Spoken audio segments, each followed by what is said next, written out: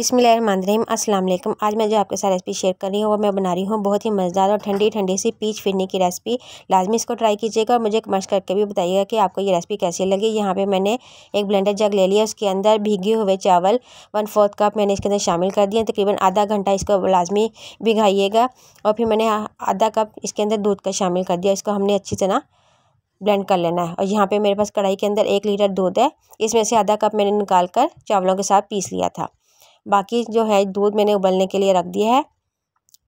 और इसके अंदर जो मैंने ब्लेंड चावल शामिल डाले थे, ब्लेंड किए थे, वो मैंने इसके अंदर शामिल कर दिए। और इनको डालकर हमने इतनी देर तक इसको पकाना है कि चावल का दाना बिल्कुल गल जाए और दूध भी थोड़ा सा गाढ़ा हो जाए। ये देखिए चावल का दाना गल चुका था, दूध भी हल्का सा गाढ़ा हो चुका था। अब इसके अंदर 3/4 कप मैंने चीनी का शामिल किया। आप हस्बे जायका चीनी शामिल कर सकते हैं, कम या ज़्यादा जितना आपको मीठा पसंद हो।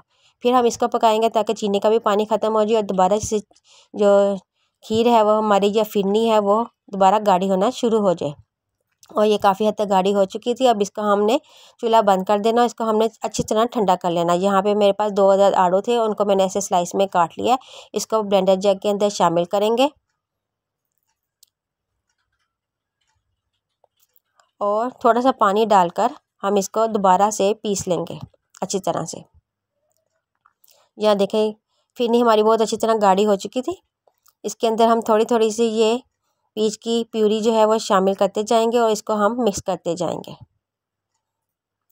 एकदम मत डाल दीजिएगा, थोड़ा थोड़ा करके शामिल कर दीजिएगा। और इसका बहुत ही प्यारा सा कलर आना चाहिए, कोई आर्टिफिशियल हमने कलर नहीं इस्तेमाल करना।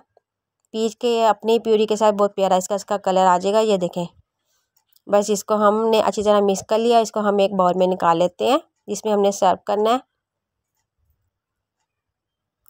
इसके ऊपर हम बादाम पिस्ते जो आपके पास है वो आप डालकर इसको डेकोरेट कर सकते हैं।